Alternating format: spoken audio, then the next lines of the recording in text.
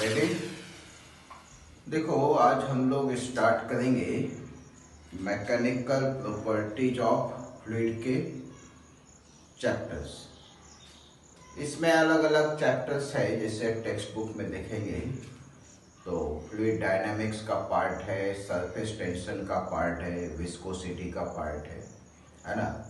तो एक एक करके इसको हम लोग डिस्कस करते चलेंगे। हम लोग आज सबसे पहले डिस्कस करेंगे सरफेस टेंशन के बारे में।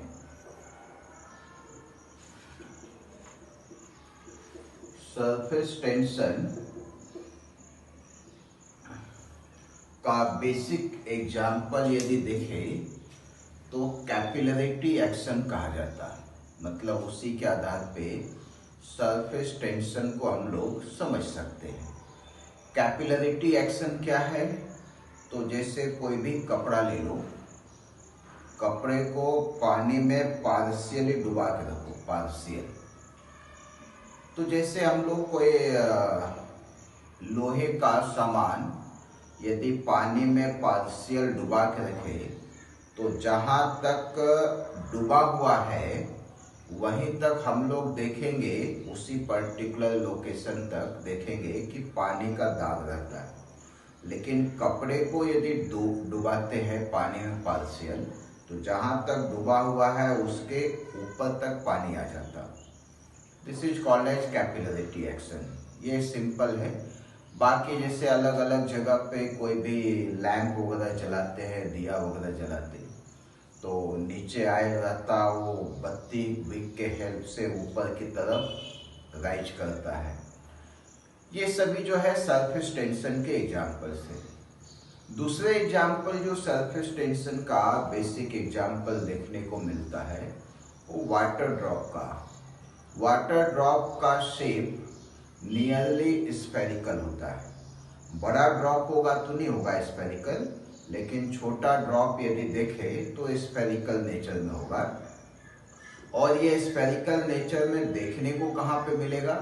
तो जैसे मॉर्निंग टाइम पे लीफ वगैरह होते, पत्ते वगैरह, उस पे यदि ओस का बूंद जिसको कहते हैं, पानी वगैरह का ड्रॉप दिखाई देगा, वो दिखाई देगा एकदम स्फेरिकल फॉर्म। छोटे छोटे जो ड्रॉप रहते, बड़ा यदि रहा तो ग्रेविटी की इम्पैक्ट की वजह से थोड़ा डिफॉर्म हो जाता है।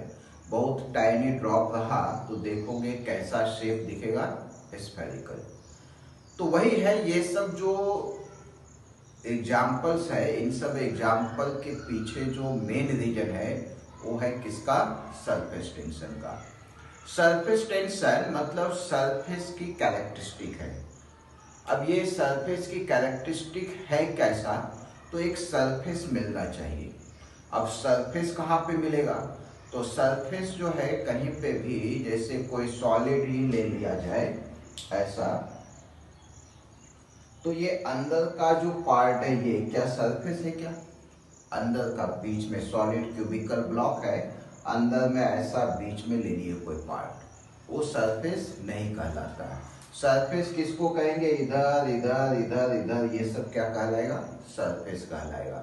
तो सरफेस में देखोगे और अंदर वाले पार्ट में देखोगे तो एक चीज है कि अंदर वाले पार्ट में कोई इंटरफेस नहीं है, दो मीडियम का बाउंड्री नहीं है। ये सभी जगह क्या है? दो मीडियम का बाउंड्री है, एक सॉलिड हो गया और ऊपर एयर हो गया, है कि नहीं? तो सरफेस उसी को कहते हैं जब दो मीडियम का इंटरफेस एग्जिस्ट कर रहा हो, वहीं पे हम लोग कहते हैं कि यहाँ पे सरफेस है। करेक्ट है? तो ये हुआ सरफेस का कंडीशन। अब जब सरफेस का कंडीशन हुआ तो कहाँ कहाँ हो सकता है? तो सरफेस का कंडीशन देखो, सॉलिड लिक्विड में हो सकता है। सॉलिड और लिक्विड, जैसे कोई कंटेनर है उसमें पानी रख दिए तो कंटेनर और लिक्विड कांटेक्ट में है, so there is a interface. तो सॉलिड और लिक्विड का इंटरफेस का सरफेस। लिक्विड एयर का या गैस का, दो लिक्विड और गैस होता है। कंटेनर में लिक्विड रखा है, उसके ऊपर एयर रहता है कि नहीं? और क्या कहेंगे? सॉलिड एंड गैस का, सॉलिड और गैस का, यही अभी जैसे देख रहे हैं सॉलिड और गैस का। तो ये है कंडीशन जहां पे सरफेस एग्जिस्ट करते हैं और इन सभी जगह सरफेस टेंशन भी एग्जिस्ट करता है। लेकिन सरफेस टेंशन का प्रैक्टिकल एप्लीकेशन कहाँ पे होगा? तो देखो, सरफेस टेंशन की वजह से इसका इंटेंशन होता है उसके शेप को बदलना। तो शेप किसका बदल सकता है? एक तो लिक्विड का बदल सकते और एक गैस का। सॉलिड का बदला जा सकता क्या? नहीं। तो जिस भी चीज में सॉलिड की वजह से सरफेस बना हो, अकेला एक नहीं होता, दो मीडियम की जरूरत होती है। तो जिसमें भी सॉलिड का कंट्रीब्यूशन है उसमें शेप में चेंजेज नहीं ला सकते। सॉलिड का शेप कैसा? फिक्स्ड रहता है, लिक्विड का शेप बदलते रहता है। तो इसीलिए इन दोनों जगह प्रैक्टिकल एप्लीकेशन नहीं मिलेंगे। मतलब सरफेस टेंशन होता जरूर है, लेकिन उसका प्रैक्टिकल उसकी वजह से कुछ चेंज होना ये सब नहीं मिलेगा। मिलेगा किसमें? लिक्विड और गैस के केस में। अब लिक्विड और गैस के केस में जो सरफेस टेंशन जो आ रहा है, हम लोग उसी के बारे में मेनली डिस्कशन रहेगा। बाकी इन दोनों में एक फार्मूला आता है, बस वहीं तक है। जिसमें कुछ चेंज ही नहीं हो रहा तो उसमें ज्यादा कुछ एप्लीकेशन होंगे ही नहीं। देखोगे सिंपल सा, जैसे मान लीजिए एक ग्लास है और हमें ग्लास वाटर से भरना है। हम लोग वाटर से इसको यहाँ तक भर देते, भर गया, और इसके ऊपर पानी डालना शुरू करो। तो जब पानी डालना शुरू करेंगे तो यहीं पे भरता जाएगा और फिर ग्लास का बाउंड्री ऐसा है, ये सॉलिड का बाउंड्री हो गया। तो लिक्विड का जो वाटर का लेयर है कुछ ऐसा तक आ जाता है, मतलब जितना है उसके थोड़ा सा ऊपर तक चला जाता है। ये भी किसकी वजह से है? सरफेस टेंशन की वजह से। तो सरफेस टेंशन के अलग अलग जगह पे देखोगे बहुत सारे अलग अलग एप्लीकेशंस एग्जिस्ट करते हैं, करेक्ट है? तो उसी के बारे में हम लोग आज डिस्कस करने वाले हैं। तो लिखो सरफेस टेंशन के बारे में।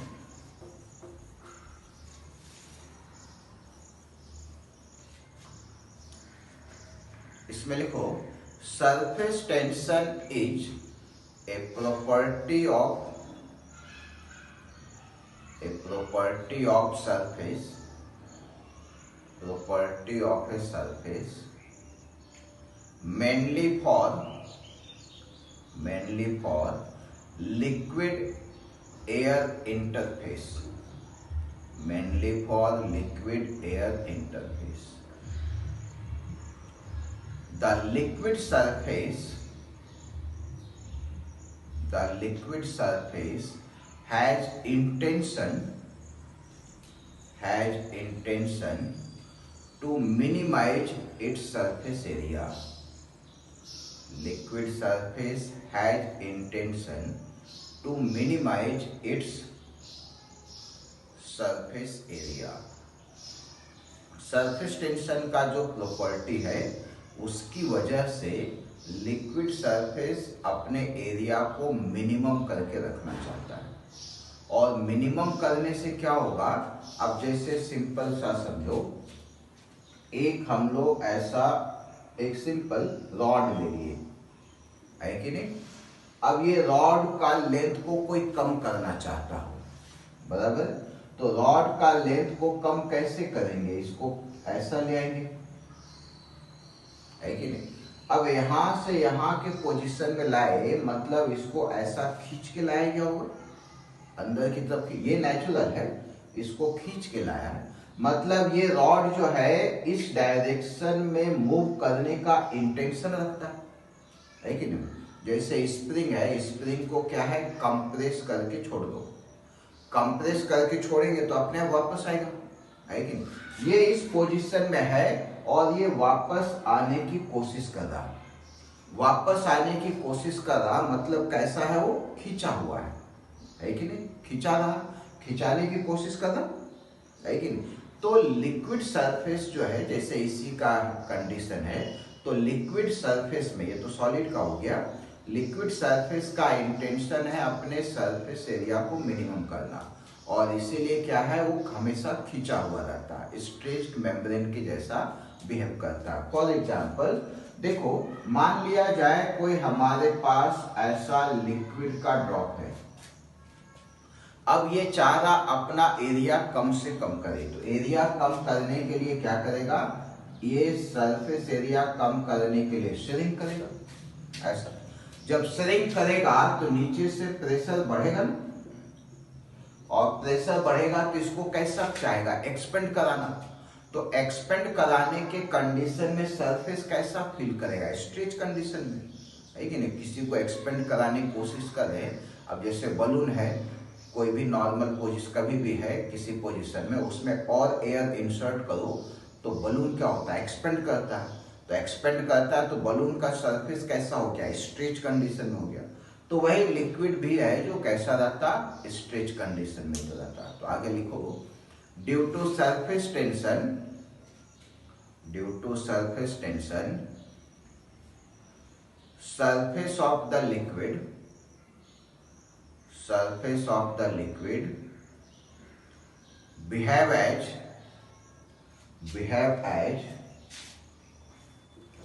stretched membrane,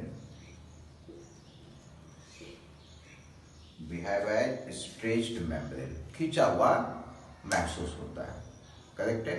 अब इसके देखो हम लोग एग्जाम्पल्स वगैरह कहे, क्या क्या एग्जाम्पल्स हो सकते हैं सरफेस टेंशन के, जो डेफिनेशन लिखे उसके आधार पे। देखो, एक तो है कि हमारे पास कोई भी ड्रॉप है, वाटर का ही ड्रॉप मान लो। अब वाटर का ड्रॉप जो है उसका वॉल्यूम है 10 मिलीलीटर। 10 मिलीलीटर एक वाटर के ड्रॉप ले लिए। अब इस ड्रॉप को अलग अलग शेप में हम लोग रखने की कोशिश कर रहे हैं। एक शेप हो गया सिलेंड्रिकल फॉर्म में, एक शेप हो गया इसका क्यूब के फॉर्म में, ऐसा क्यूब के फॉर्म, एक हो गया क्यूबॉइड के फॉर्म में, और एक हो गया स्फीयर के फॉर्म में। वॉल्यूम सभी का कैसा है, 10 मिलीलीटर है। तो हम लोग क्या देखेंगे, जब सरफेस एरिया मेजर करेंगे सबका, वॉल्यूम फिक्स रखना है। सरफेस एरिया जब सभी का मेजर करेंगे तो सबसे कम इसका आता है, और इसीलिए ये कैसा बिहेव करता है, जो भी ड्रॉप वगैरह होते हैं लिक्विड के, वो स्फेरिकल फॉर्म में रहता है। छोटा साइज हो तो स्फेरिकल, बड़ा साइज हो तो थोड़ा सा ग्रेविटी की वजह से, जैसे मान लो कि कोई ड्रॉपर ही है, उसमें इंक वगैरह लेके ऐसा प्रेस करते तो ड्रॉप के फॉर्म में ऐसा करके बाहर आता है कि नहीं। ये ग्रेविटी की वजह से ऐसा, ग्रेविटी यदि हटा दे तो ये ऐसा ही शेप बन के आएगा, है कि नहीं। जो एकदम छोटे पार्टिकल्स वगैरह होंगे, छोटे लिक्विड के ड्रॉप, उसका शेप ऐसा ही हो जाएगा। ग्रेविटी का रोल कम हो जाता है उसमें, तो इसमें सबसे कम सरफेस एरिया है, इसीलिए ऐसा बनाता है। दूसरा एग्जांपल देखें तो मान लिया जाए हम लोग इस तरह का एक फ्रेम लिए, है कि नहीं, ये वायर का फ्रेम है। इस वायर के फ्रेम को सोप सॉल्यूशन में डुबाए, है कि नहीं। मार्केट में एक सॉल्यूशन भी आता है जिसमें इस तरह का फ्रेम रहता है, डुबा के एयर को ब्लो करो तो बबल्स बन जाते हैं, लगभग उसी तरह का है। इसको जब डुबाएंगे तो यहाँ पे एक लिक्विड का लेयर आ जाएगा, लिक्विड का लेयर आ जाएगा। एक थ्रेड लिए, थ्रेड, और उस थ्रेड को यहाँ पे ऐसा रख दिए। वो थ्रेड कैसा होना चाहिए, ज्वाइंट होना चाहिए, एंडलेस, मतलब उसका एंड नहीं हो, या बीच में बांधा हुआ कहीं भी थ्रेड है, बांध के ऐसा रख दिए तो रख देने में कोई दिक्कत नहीं। लेकिन जब इधर के सेंट्रल पोर्शन को हटा दे, है कि नहीं, कोई भी पिन वगैरह डाले तो सोप फिल्म जो है वो ब्रेक हो जाएगा। तो सेंट्रल पोर्शन जब हटेगा तो इधर का तो ब्रेक हुआ नहीं, है कि नहीं, यहाँ का ब्रेक हुआ। तो ब्रेक होने के बाद जब इसका शेप बन के आएगा तो इसका शेप कुछ इस तरह से बन जाएगा, ऐसा। ये जो थ्रेड जो था वो थ्रेड इस फॉर्म में आ जाएगा। इधर सोप खत्म, लिक्विड खत्म हो गया, यहाँ पे लिक्विड है। अभी पहले सब तरफ था, अंदर बाहर सब तरफ। तो यहाँ को यदि पिन से ब्रेक करें तो ब्रेक करने के बाद ऐसा शेप आ जाएगा, है कि नहीं? क्यों ऐसा आ जाएगा? तो अब देखो, इसमें किसी भी शेप में आ सकता था। तो इस बार पिछली बार फिक्स क्या किए थे? वॉल्यूम। इस बार फिक्स क्या है? थ्रेड का लेंथ। थ्रेड का लेंथ मतलब पेरीमीटर। तो पेरीमीटर को फिक्स रखा जाए, है कि नहीं? लेंथ फिक्स कर दिए, लेंथ मतलब पेरीमीटर। पेरीमीटर को फिक्स कर दे, मान लो कि 5 सेंटीमीटर। तो इस पेरीमीटर से यदि हम लोग ऐसा रेक्टेंगल बनाए या स्क्वायर बनाए या फिर ट्रायंगल बनाए या सर्कल बनाए इसी पेरीमीटर से, तो मालूम है सबसे ज्यादा एरिया जो होगा वो किसका होगा? सर्कल का होता है सबसे ज्यादा एरिया, है कि नहीं? ये मैथमेटिकली कैलकुलेट करने से आता है, डायरेक्ट याद रख सकते हैं। तो सबसे ज्यादा एरिया सर्कल का, जबकि इसमें सबसे कम एरिया स्फीयर का था फॉर गिवन वॉल्यूम, है कि नहीं? कंडीशन अलग है। तो इसका एरिया सबसे ज्यादा। अब देखो यहाँ पे यदि ब्रेक करते हैं तो लिक्विड इधर का रहा, तो ये वाला लिक्विड जो है वो चाहेगा अपना सरफेस एरिया कम करना। तो ये वाला कम करना चाहेगा तो पक्का ये वाला क्या होगा? ज्यादा। और ये वाला सबसे ज्यादा, इसलिए सर्कल बना, बाकी किसी दूसरे शेप में नहीं बना, क्योंकि लिक्विड सरफेस का इंटेंशन है अपना सरफेस एरिया को कम करना। सेम दूसरा एग्जांपल देख सकते हैं, जैसे कोई ब्रश लिए, पेंट ब्रश कोई भी, है कि नहीं? जब ड्राई है तो उसके ब्रश के जो हेयर्स होते हैं वो सब स्प्रेडेड रहते हैं, है कि नहीं? ढीला रहता। उसको पानी में डुबाओ तो भी कोई दिक्कत नहीं, पानी के अंदर सरफेस बना ही नहीं। और बना भी तो किसका? सॉलिड और लिक्विड का, उससे मतलब नहीं, सॉलिड का बदलता नहीं। जब उसको बाहर निकाले तो ब्रश के ऊपर एक लेयर है लिक्विड का और बाहर में कौन सा है? एयर। तो लिक्विड एयर का इंटरफेस हुआ, तो लिक्विड चाहेगा अपना सरफेस एरिया कम करना, इसीलिए ब्रश के जो हेयर्स है वो चिपक जाते हैं, है कि नहीं? जैसे ऐसा पेंट ब्रश हम लोग ले तो स्टार्टिंग में हेयर्स इस तरह से है अलग अलग, लेकिन उतना अच्छा डायग्राम नहीं बन रहा, लेकिन कर सकते, है कि नहीं? इस तरह से। लेकिन जब इसी को पानी में डुबा के, अंदर में नहीं रखने का, जब बाहर निकाल देंगे तो बाहर निकालने के बाद ये इस तरह के शेप में आ जाएगा सब, ऐसा ऐसा स्क्वीज किया। क्यों? क्योंकि ये चाहता है अपना सरफेस एरिया कम से कम करे, तो सरफेस एरिया कम करने के लिए इस तरह के फॉर्म में आ जाता है। तो जो भी कंडीशन है ये सब का सब मेन रिस्पॉन्सिबल है मिनिमाइज सरफेस एरिया, और यही है सरफेस टेंशन का बेसिक टर्म। अब मिनिमाइज सरफेस एरिया करने से क्या होगा? सरफेस टेंशन डेवलप होता है। अब सरफेस टेंशन कैसे डेवलप होता है? तो ऑफकोर्स फोर्स जो लग रहा है वो लिक्विड की वजह से, लिक्विड में मॉलिक्यूल्स होते हैं, तो मॉलिक्यूलर फोर्स के पार्ट की वजह से ही आता है। तो मॉलिक्यूलर फोर्स जैसे मालूम होगा दो तरह के होते हैं, कोहेसिव फोर्स और एक एडहेसिव फोर्स। इन्हीं दोनों के कॉम्बिनेशन के आधार पे सरफेस मेन कोहेसिव फोर्स का ही कंट्रीब्यूशन है। जो एप्लीकेशंस ये सब होते हैं जो कोहेसिव और एडहेसिव दोनों मिलकर आता है, करेक्ट है? तो आगे लिखो, ये पॉइंट लिख लो। For given volume a sphere will have minimum surface area. For given volume, a sphere will have minimum surface area. Minimum surface area है। पैराग्राफ चेंज करके लिखो। For given perimeter,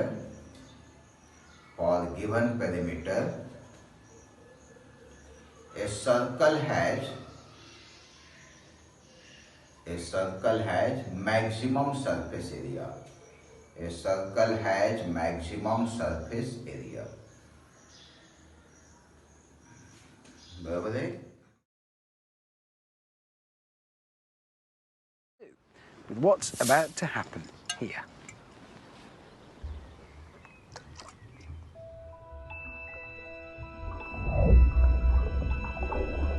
Normally this is too fast to see. But watch what happens in slow motion as the droplet of milk hits the water surface.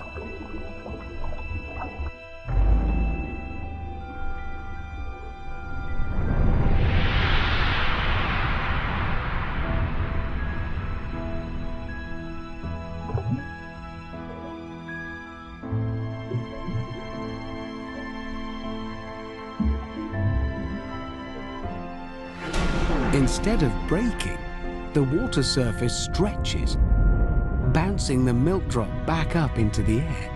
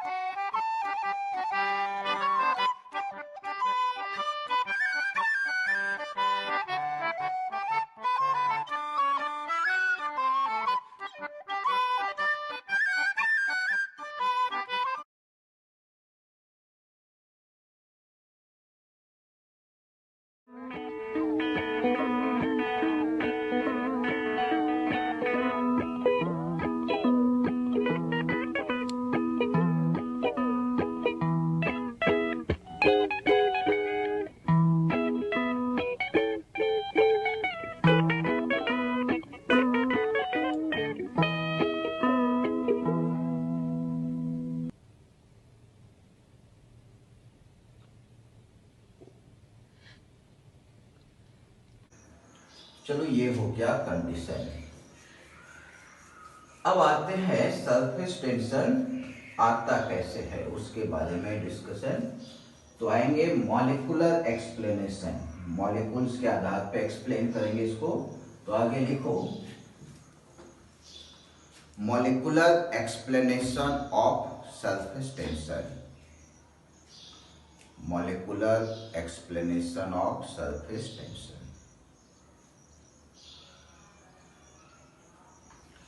तो इसमें लिखो there are two types of molecular force, there are two types of molecular force। First लिखो cohesive force, cohesive force. Cohesive force कैसा है? तो cohesive force जो है same molecule में लगता है, मतलब ऑक्सीजन है तो ऑक्सीजन, नाइट्रोजन है तो नाइट्रोजन, वाटर मॉलिक्यूल है तो वाटर मॉलिक्यूल है। तो इसमें लिखो this is force between same molecule, force between same molecule, attractive in nature, attractive in nature and has range 10 raised to power minus 9 meter and has the range 10 raised to power minus 9 meter। मतलब इतने ही दूर तक होता है, इससे ज्यादा दूर गया मॉलिक्यूल मॉलिक्यूल के बीच का डिस्टेंस तो कोहेसिव फोर्स लगना बंद हो जाता है। ये मॉलिक्यूलर फोर्स का रेंज भी कर सकते हैं हम लोग, है। दूसरा है एडहेसिव फोर्स,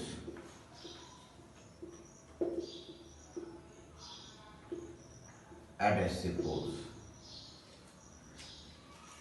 ये है डिफरेंट मॉलिक्यूल। इसमें लिखो it act between different molecule, it act between different molecule, different molecules के बीच में लगते हैं। मतलब एक हो गया वाटर मॉलिक्यूल तो दूसरा हो गया एयर मॉलिक्यूल, है कि नहीं, ऐसे अलग।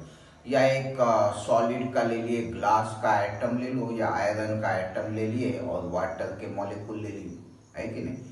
तो इस तरह से अलग अलग में लगता है। ये भी अट्रैक्टिव होता और रेंज इतना ही होता। तो इसमें लिखो comma attractive in nature, attractive in nature and has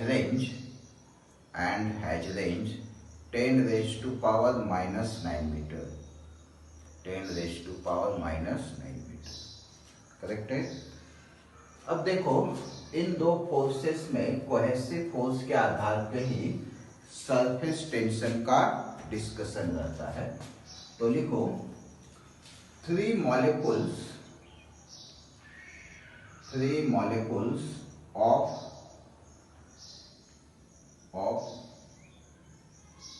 liquid, 3 molecules of liquid are selected for discussion, are selected for discussion है। देखो ये लिक्विड है, कोई कंटेनर लिए, यहाँ पे ऐसा लिक्विड रखा है कि इसमें से एक ऐसा पार्ट सिलेक्ट की और ये वही वाला है। तो यहाँ पे सरफेस हुआ ऊपर एयर नीचे लिक्विड, और जो सरफेस हुआ उसमें 10 raised to power minus 9 metre को अलग से इंडिकेट कर दिए। एक मॉलिक्यूल यहाँ अंदर में लिए, इधर अंदर, तो अंदर लिए मतलब यहाँ पे लिए, है कि नहीं। इसको इनलार्ज करके देख रहे इधर, है कि नहीं। लिक्विड तो बहुत क्या कहते हैं, यहाँ से यहाँ का डिस्टेंस 10 सेंटीमीटर होगा, अब यहाँ पे वो माइक्रोमीटर में बदल रखा है। तो एक मॉलिक्यूल यहाँ पे लिए, अब इसका एक ऐसा स्फीयर बना लिए। तो ये मॉलिक्यूल है सेंटर पे जिसका नाम कह दिए ए। हम लोग इस मॉलिक्यूल पे डिस्कस करने वाले हैं। मान लो ये वाटर है, तो ये मॉलिक्यूल है तो इसके बगल में दूसरे वाटर मॉलिक्यूल होंगे, इधर भी वाटर मॉलिक्यूल, इधर हर जगह होगा, यहाँ भी होगा। लेकिन इसका रेडियस है 10 raised to power minus 9 metre. तो इस मॉलिक्यूल पे यहाँ का जो मॉलिक्यूल है वो कोहेसिव फोर्स नहीं लगाएगा। क्यों नहीं लगाएगा? क्योंकि यहाँ और यहाँ के मॉलिक्यूल का distance 10 raised to power minus 9 1 nanometre से ज्यादा हो गया। ये है 1 नैनोमीटर तक। तो यहाँ पे जो मॉलिक्यूल्स होगा वो इस पे फोर्स लगाएगा। यहाँ वाला कम डिस्टेंस पे है तो लगाएगा, यहाँ ज्यादा है तो नहीं लगाएगा। तो जो भी molecule 10 raised to power minus 9 metre radius के स्फीयर के अंदर आता है यहाँ पे, इससे कम डिस्टेंस 10⁻⁹ मीटर से कम डिस्टेंस पे जितने भी होंगे सब के सब इस पे फोर्स लगाएगा, या ये मॉलिक्यूल बाकी सभी पे फोर्स लगाएगा जिसका डिस्टेंस 10⁻⁹ मीटर से कम हो। तो यहाँ पे जितने भी मॉलिक्यूल है उन सब पे ये फोर्स लगाएगा। इसका मतलब इसको हम लोग कहेंगे ये स्फीयर है जहां पे इस मॉलिक्यूल का इन्फ्लुएंस है, इसीलिए इसको हम लोग कहते हैं स्फीयर ऑफ इन्फ्लुएंस। तो ये कहलाएगा स्फीयर ऑफ इन्फ्लुएंस। इसका रेडियस कितना 10⁻⁹ मीटर, रेडियस 10⁻⁹। अब जितने भी मॉलिक्यूल्स है उसमें फोर्स कैसा लगेगा, अट्रैक्टिव। तो बाकी मॉलिक्यूल्स इसको इधर खींच रहा होगा, कुछ इधर खींचेगा, कुछ इधर खींच रहा होगा, कुछ इधर खींच रहा होगा। तो ऐसा करके सभी डायरेक्शन में खींच रहा है। तो नेट फोर्स कितना होगा इस पे, 0, कोई फोर्स नहीं आएगा। फिर हम लोग ये मॉलिक्यूल ए पे कोई फोर्स नहीं आया, फिर एक मॉलिक्यूल लिए यहाँ पे जिसका सरफेस से डिस्टेंस 10⁻⁹ मीटर से कम है। तो अब यहाँ पे स्फीयर ऑफ इन्फ्लुएंस यदि बनाए तो इसका कुछ पार्ट बाहर दिखेगा और कुछ अंदर दिखेगा, ऐसा। ये मॉलिक्यूल बी, तो यहाँ पे ये भी लिक्विड है, ये हुआ एयर, ये लिक्विड का ही पार्ट है कि नहीं। लिक्विड का 10⁻⁹ समझने के लिए अलग बनाए हैं। तो यहाँ जो मॉलिक्यूल्स है ये कोहेसिव लगाएगा, इधर कोहेसिव लगेगा, इधर लगेगा, इधर लगता, इधर लगता, यहां भी लगेगा, इधर भी लगेगा और इधर भी लगेगा, ऐसा। तो ऊपर में मॉलिक्यूल कम हुए ना कोहेसिव फोर्स का, तो ऊपर में कम फोर्स, नीचे ज्यादा फोर्स, तो नेट फोर्स नीचे आएगा। तो इस मॉलिक्यूल पे नेट फोर्स नीचे। एक ऐसा मॉलिक्यूल जो एकदम सरफेस पे ही है, मतलब ये इसका स्फीयर ऑफ इन्फ्लुएंस कुछ इस तरह से ऐसा चलेगा, यहां लेंगे। तो इधर कोहेसिव फोर्स लगेगा, इधर कोहेसिव फोर्स लगेगा, इधर लगेगा, इधर लगता और इधर लगता। ये हो गया कोहेसिव फोर्स। मॉलिक्यूल सी ऊपर तो है ही नहीं, ऊपर लिक्विड है नहीं, तो कोहेसिव फोर्स लगेगा नहीं, तो नेट फोर्स इधर। तो कोई भी मॉलिक्यूल जो अंदर में है या इस लाइन के अंदर है, अब यहाँ पे कोई मॉलिक्यूल लेंगे यहाँ पे, तो स्फीयर ऑफ इन्फ्लुएंस ऐसे ही आएगा। यहाँ मॉलिक्यूल ये ऐसा करके, तो पूरा का पूरा किस में है, लिक्विड में है, तो नेट फोर्स 0, इस पे नेट फोर्स, इस पे नेट फोर्स। तो जो ऊपर के मॉलिक्यूल्स है 10⁻⁹ मीटर पे, यहाँ पे जो मॉलिक्यूल्स है उन सभी पे नेट फोर्स नीचे की तरफ लग रहा। तो जब नीचे की तरफ लग रहा, ये नीचे आने की कोशिश करेगा, और नीचे आने की कोशिश करेगा तो उसी से सरफेस टेंशन डेवलप होता है। कैसे, वो बाद में एक्सप्लेन करते हैं, पहले इसको लिख लो। देखो स्टूडेंट्स, यहाँ है वाटर ही मान लो और ये एयर ही मान लो। वाटर का डेंसिटी होता है 1000 kg/m³ और एयर का होता है 1.3 kg/m³। तो इसी से नंबर ऑफ मॉलिक्यूल का एहसास कर सकते हैं। वाटर में नंबर ऑफ मॉलिक्यूल यहाँ के रिस्पेक्ट में देखो तो लगभग 800 गुना ज्यादा है। तो यहाँ पे 800 मॉलिक्यूल होंगे तो ऊपर एक मॉलिक्यूल, तो ऊपर यदि एयर फोर्स भी लगाया इस पे तो नीचे वाले के रिस्पेक्ट में 800 गुना कम, तो नेग्लिजिबल ही हो गया। तो इसीलिए उसको लिखो या ना लिखो कोई फर्क नहीं पड़ता है, करेक्ट है। इसीलिए एयर का लिखा भी नहीं, और लिखना भी हमें कोहेसिव है, एडेसिव लिखना भी नहीं, बराबर है। देखो स्टूडेंट्स, यहाँ पे जो लिक्विड्स है, इधर का तो छोड़ दो, यहाँ के जो लिक्विड्स है इसका इंटेंशन है नीचे मूव करना। अब नीचे मूव करना हो तो कैसा कंडीशन बनेगा, तो इसी का जस्ट उल्टा सोचो, जस्ट उल्टा। यहां से यदि कोई मॉलिक्यूल ऊपर की तरफ गया, कोई है कि नहीं, तो ऊपर की तरफ गया तो ये सरफेस पे नंबर ऑफ मॉलिक्यूल्स बढ़े, तो सिंपल सा क्या कहेंगे, सरफेस एरिया बढ़ाना होगा। थिकनेस तो नहीं बदल सकते ना, थिकनेस 10⁻⁹ फिक्स है। अब एक्स्ट्रा मॉलिक्यूल गया तो क्या करेंगे, सरफेस एरिया को बढ़ाना होगा। सरफेस एरिया बढ़ाने के लिए क्या होगा, सरफेस खिंचाएगा तभी होगा ना, ऐसा खींचेंगे तभी तो एरिया बढ़ेगा उसका। इसीलिए कैसा है, स्ट्रेच मेम्ब्रेन के जैसा बिहेव करता है। तो यहाँ से यदि ऊपर की तरफ कोई मॉलिक्यूल को भेजे, अपने आप नहीं जाएगा, ले जाना पड़ेगा उसको, और अपने आप नहीं जाएगा, उसको ले जाना होगा, मतलब एनर्जी सप्लाई करना होगा, क्योंकि फोर्सेस किधर लग रहे, कोहेसिव फोर्स नीचे। अब जैसे सिंपल सा सोचो, ग्रेविटी किधर लग रहा, नीचे। अब कोई भी ब्लॉक को ऊपर की तरफ ले जा रहे तो ग्रेविटी के अगेंस्ट ले जा रहे, अपने तो जाएगा नहीं, हमें क्या करना होगा, फोर्स लगा के यानी एनर्जी सप्लाई करके ले जाना होगा। वैसे ही यहाँ पे भी जब ऊपर ले जा रहे हैं तो कोहेसिव फोर्स नीचे है, कोहेसिव फोर्स के अगेंस्ट हमें एनर्जी सप्लाई करना होगा, और जो एनर्जी सप्लाई करेंगे वो जाएगा कहाँ, तो जैसे हम लोग ब्लॉक को ऊपर ले जाते हैं ग्रेविटी के अगेंस्ट, तो कहाँ जाता है, पोटेंशियल एनर्जी में। यहाँ पे भी जब मॉलिक्यूल्स को ऊपर ले जाएंगे कोहेसिव फोर्स के अगेंस्ट, तो कहाँ जाएगा, कोहेसिव फोर्स के अगेंस्ट पोटेंशियल एनर्जी में। तो कोहेसिव फोर्स में कोहेसिव फोर्स के पोटेंशियल एनर्जी में जाएगा, और इसी को हम लोग करते सरफेस एनर्जी। और जब इस तरह से ऊपर की तरफ गए और खींचा हुआ है, मतलब ये इधर की तरफ खींचा है, मतलब फोर्स इस पे इधर की तरफ लगा, स्ट्रेच मेम्ब्रेन के जैसा, तो कोहेसिव फोर्स इधर लगता है, लेकिन सरफेस टेंशन की वजह से जो फोर्स आ जाता है वो किधर आ जाएगा, अलोंग द सरफेस, क्योंकि उसका इंटेंशन है। अब जैसे कोई रॉड ही ले लिया ऐसा, इसको पकड़ के खींच दो दोनों तरफ से, अब दोनों तरफ से खींच दिए तो कैसा हो गया, स्ट्रेच।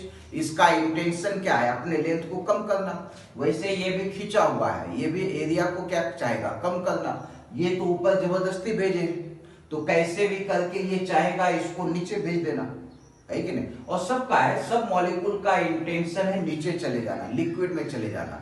तो सब मॉलिक्यूल का इंटेंशन लिक्विड में चले जाना है, तो सरफेस पे मॉलिक्यूल के नंबर का क्या होगा, कम होगा। कम होने का इंटेंशन है, कम होने का इंटेंशन है, मतलब सरफेस एरिया को मिनिमम करने का इंटेंशन है, करेक्ट है। और इसी की वजह से सरफेस टेंशन फोर्स डेवलप होता है जो अलोंग द सरफेस है।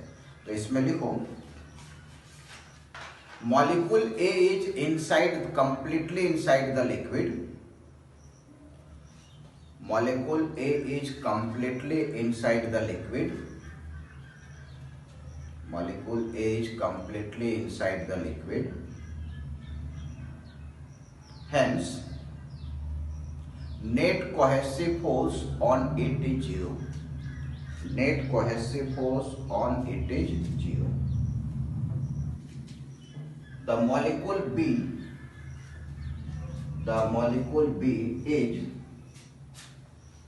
is within the depth 10 raised to power minus 9 meter. Within the depth 10 raised to power minus 9 meter, and hence there is a net cohesive force downward. And hence there is net cohesive force downward.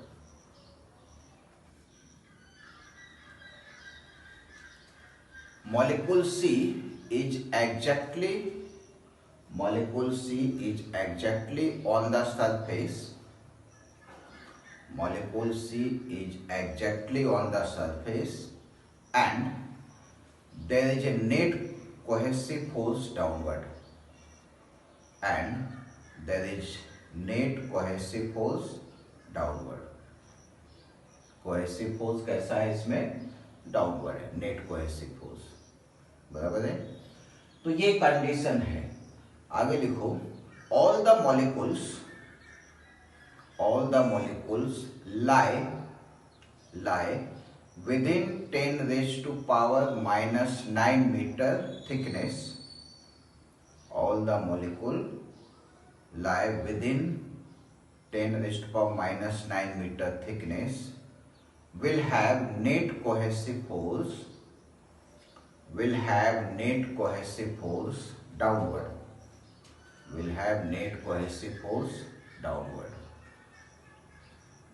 Hence, due to this net cohesive force, surface behave as stretched membrane.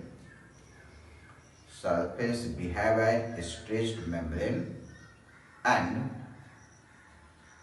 force due to surface tension and force due to surface tension act along the surface. Act along the surface. Act along the surface. When any molecule move, when any molecule move from inside the liquid, from inside the liquid to surface, from inside the liquid to surface, then external work is required. External work is required to move against cohesive force. To move against cohesive force. This work is stored as surface energy. This work is stored as surface energy on the liquid surface, on the liquid surface due to increase in surface area, due to increase in surface area because extra molecule enter in the surface, because extra molecule enter in the surface.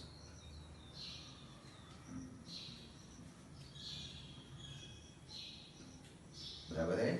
तो ये molecule यहाँ से यहाँ गया, तो ज्यादा molecule आया तो सरफेस एरिया बढ़ेगा, तो उसका एनर्जी बढ़ेगा। कितना बढ़ेगा? जितना इसको ले जाने में वर्क करना पड़ा उतना ही बढ़ेगा, है। तो ये है कंडीशन सरफेस टेंशन और सरफेस एनर्जी का बेसिक आइडिया। अब इस पे आते हैं मैथमेटिकल फार्मूला के आधार पे। तो आगे लिखो सरफेस टेंशन, सरफेस टेंशन। तो इसमें लिखो surface tension is the, surface tension is the stretching force, stretching force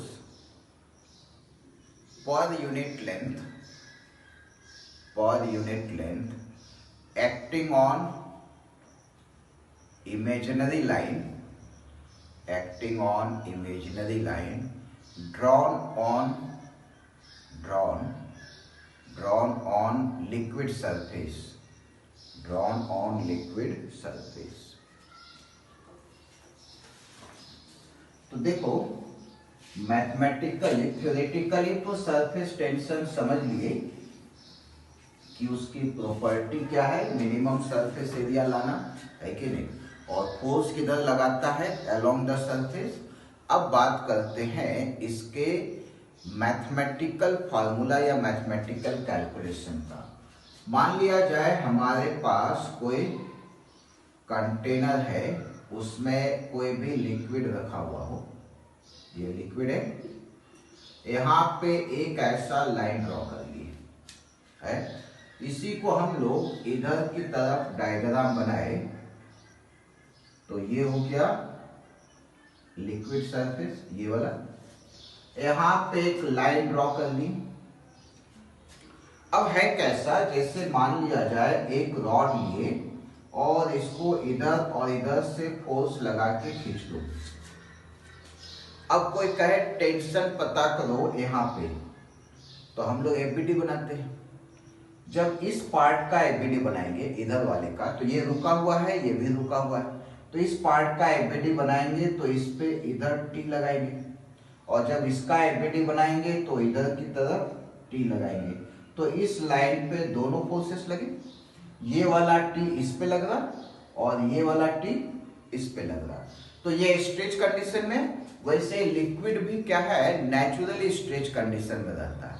naturally stretch condition कहने का मतलब, उसको थोड़ा सा समझने की कोशिश करें तो एक चादर ले लो, बेडशीट जैसे रहता है, बेडशीट को चारों तरफ से पकड़ के खींच दो, जैसे टेबल पे लगा दिए, ऐसा कोई फ्रेम ले लिए रेक्टेंगुलर, और इसके ऊपर बेडशीट रख दी, उसके बाद फ्रेम ऐसा है, बेडशीट रख दिया और सब तरफ से पकड़ के खींचो तो जो फ्रेम है वहां पे कैसा हो जाएगा, खींचा हुआ महसूस करेगा।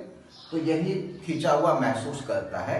और कुछ और चादर को एक छोड़ दो तो लूज हो जाएगा, खींचा हुआ खत्म हो जाएगा। लेकिन लिक्विड में ऐसा है, उसको कितना भी छोटा कर दो, कैसा भी कर दो, खींचा ही रहता, हमेशा नेचुरली खींचा हुआ रहता। क्यों? बिकॉज ऑफ कोहेसिव फोर्स, अभी डिस्कस भी की।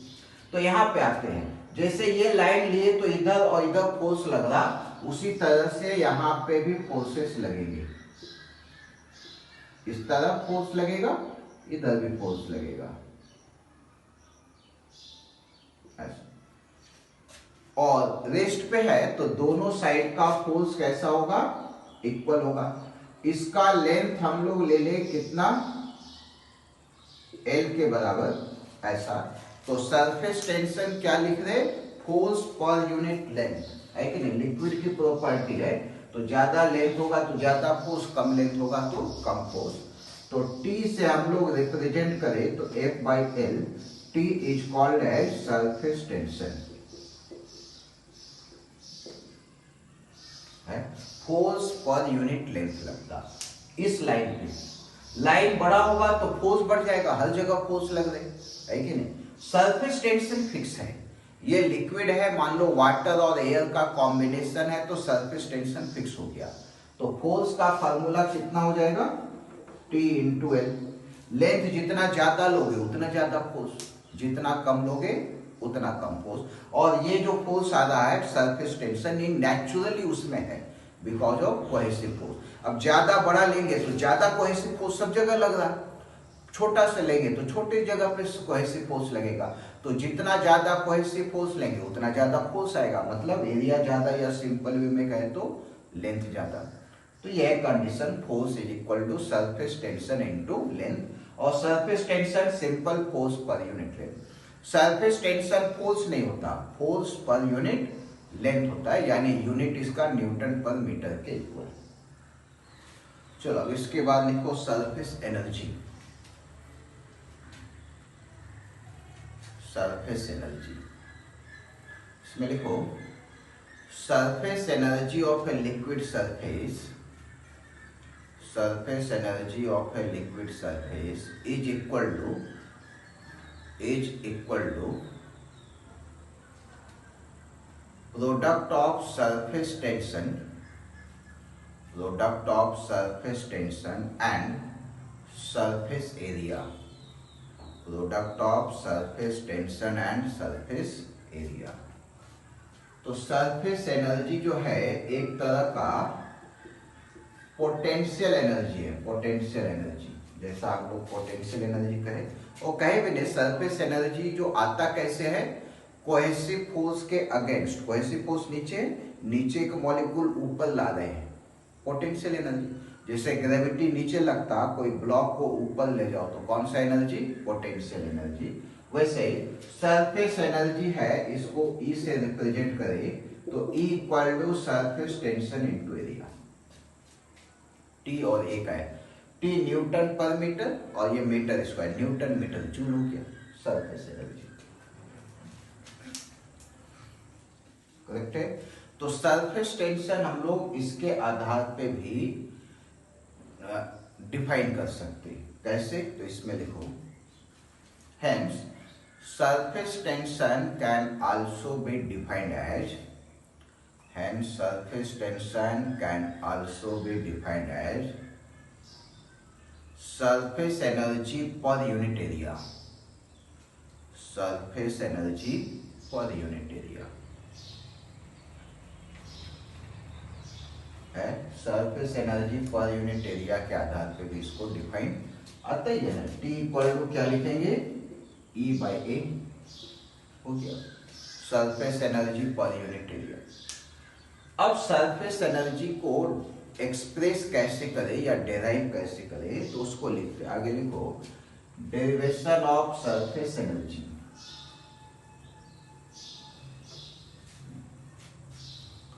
Derivation of surface energy,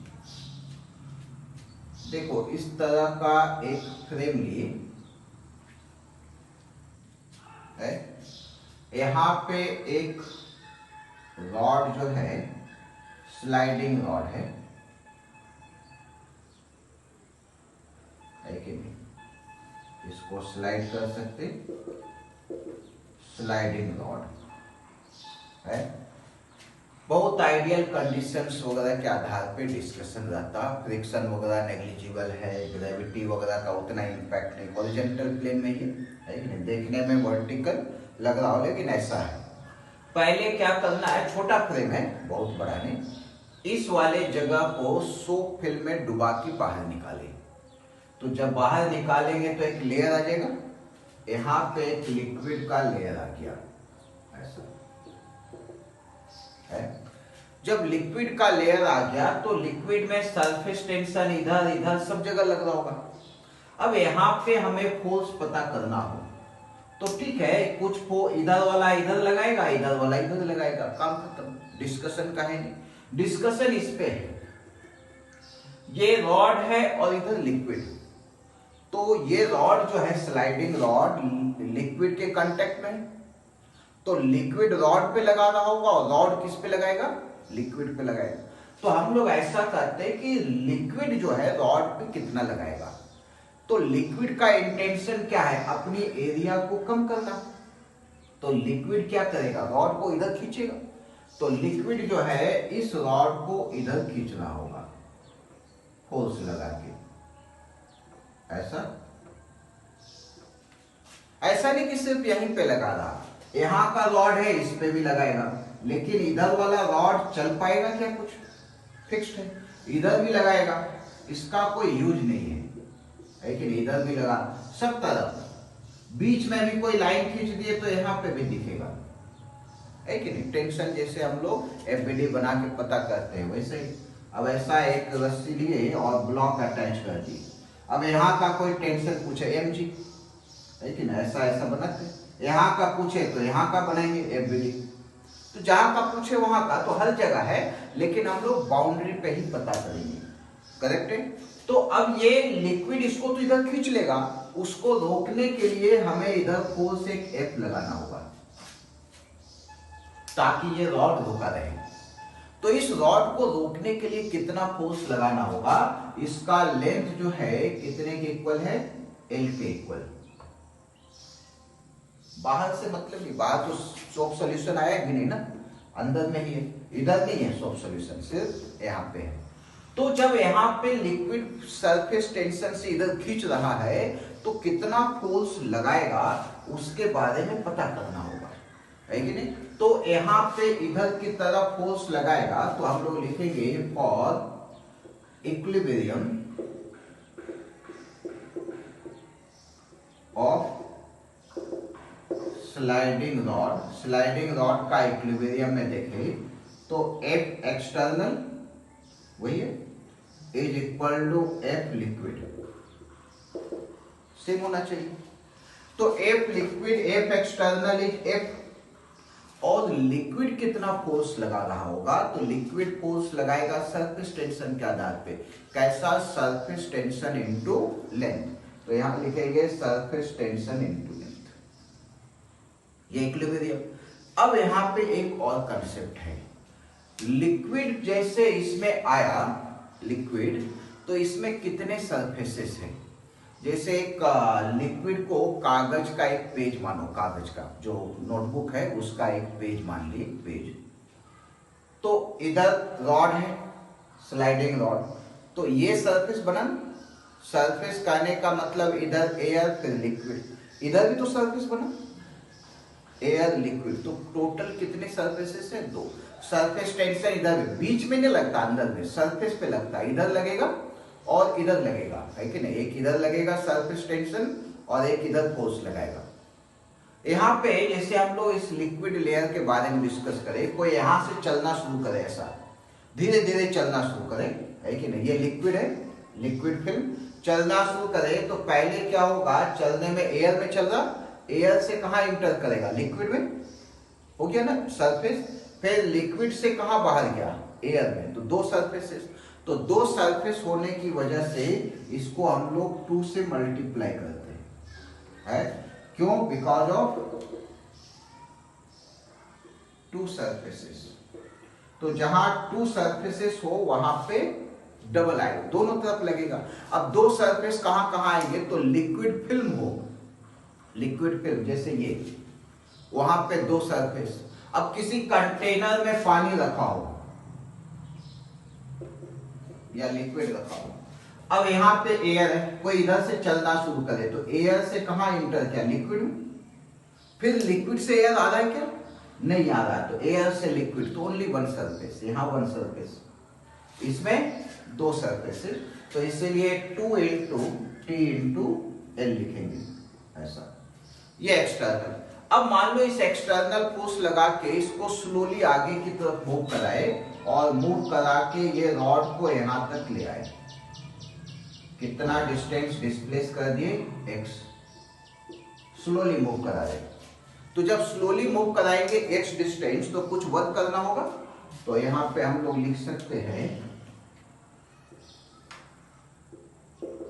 work done by F in displacing by x. So work done is F into x. F पता कर रखें, so it is 2TL into x. अब L और x क्या है, ये L है और ये x है, तो ये एरिया वन जितना बढ़ा है कि नहीं। अब एरिया इधर बढ़ा और दूसरे साइड भी बढ़ेगा, हमें तो सरफेस एरिया काउंट करना। अब जैसे कोई वॉल है उसका लेंथ जितना भी है, एक्स लेंथ इधर बढ़ा दिए, तो पेंट करना हो तो इधर भी पेंट करेंगे, इधर भी पेंट करेंगे, दो सरफेसेस को। तो यहाँ पे हम लोग लिखेंगे equal to T into 2LX is equal to T change in area. और जो वर्क किए एक्सटर्नल वर्क वो किस में स्टोर होगा, पोटेंशियल एनर्जी, पोटेंशियल एनर्जी में स्टोर होगा। And W is equal to potential energy का नाम यहाँ पे surface energy. So delta E equal to T into delta A, मतलब कौन रिस्पॉन्सिबल है, चेंज इन एरिया, और चेंज का टर्म हटा दे तो क्या लिखेंगे, E equal to T into A. आया जो उधर डिस्कस किए थे, इधर चेंज इन एरिया, इधर चेंज इन एनर्जी, चेंज का टर्म हटा दो तो ये टोटल बन गया। तो इस तरह से हम लोग एनर्जी पता कर सकते हैं। इसमें फोर्स वगैरह का भी कंसेप्ट आ गया कि फोर्स कैसे पता किया जाता है। लिख लो, चलो लिखो, क्वेश्चन लिखो इस पे। A rectangular frame 2 metre into 3 metre, a rectangular frame 2 metre into 3 metre contain a soap film, having surface tension T equal to 7 into 10 raised to power minus 2 Newton per meter. 7 into 10 raised to power minus 2 Newton per meter. The size of frame changed to 4 meter into 5 meter. 4 meter into 5 meter. Find minimum work required to do so. Find minimum work required to do so. कम से कम कितना work करना पड़ेगा। देखो क्या लिखते हैं हम लोग, work done is change in surface energy T into delta A, ऐसा। अब डेल्टा ए कितना है, तो देखो सवाल में कहा है लिक्विड फिल्म है, लिक्विड फिल्म। अब लिक्विड फिल्म वर्ड लिखा हो मतलब पतला लेयर, पतला लेयर मतलब उसमें कितने सरफेसेस होंगे, 2। क्योंकि कोई भी लिक्विड फिल्म ले लो, है कि नहीं, और कहो कि थिकनेस बहुत छोटा है, अरे कितना भी थिकनेस छोटा लोगे, मान लो कि ऐसा थिकनेस ले लिए और ये 10⁻⁻8 मीटर भी हो, तो हमें तो लिक्विड का जो थिकनेस चाहिए वो तो 10⁻⁹ मीटर पे ही इफेक्टिव रहता है, उसके आगे तो रहता नहीं। तो इधर 10⁻⁹ मीटर एक सरफेस बना, एक इधर बना, तो 2 बन गए। अब 10⁻⁸ मीटर बहुत छोटा होता है, इससे बहुत ज़्यादा थिकनेस, 100 फिल्म भी लेते हैं तो इसके रिस्पेक्ट में बहुत ज़्यादा माइक्रोमीटर तक तो रहता ही है। तो इसीलिए हमेशा फिल्म रहे तो 2 सरफेसेस होंगे ही। तो चलो लिखते हैं, टी का वैल्यू 7 10⁻²। एरिया देखो इसमें फिल्म में है तो 2 सरफेसेस 2 हो गया।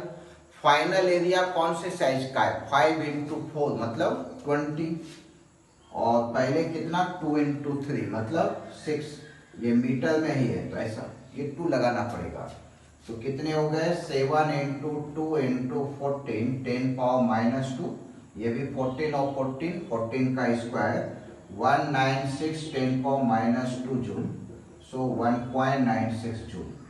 This is the work done. Surface tension का फोर्स और एनर्जी वैल्यू के आधार पे बहुत ही कम होता है, बहुत ही कम। इसीलिए ये फोर्स का और एनर्जी का एहसास नहीं होता हम लोगों को। हाँ, लेकिन इस चीज को हम लोग प्रैक्टिकली ऑब्जर्व करते हैं। एक तो वाटर ड्रॉप जैसे जो प्रैक्टिकल एग्जांपल्स वगैरह दिए, वो सब का मेन रिस्पॉन्सिबल सरफेस टेंशन है। अब पेंट ब्रश पानी में डुबा के बाहर निकाले, स्क्वीज हो गया, थोड़ा सा भी हाथ से ऐसे दबाओ तो अलग हो जाएगा, आराम से होगा, क्योंकि इसका फोर्स बहुत ही कमजोर होता है, लेकिन वो दिखाई देता है। करेक्ट है। इसके ऐसा नहीं कि इस फोर्स वगैरह के हेल्प से हम कुछ बहुत बड़ा कर ले, वैसा नहीं। वो लिक्विड की प्रॉपर्टी है, कोई भी काम करना हो तो उस चीज को ध्यान में रख के करना पड़ता है, वही है। लिख लो इसको है। बाकी चलो इसके आगे के पॉइंट्स वगैरह है वो कल डिस्कस करेंगे। Okay, bye.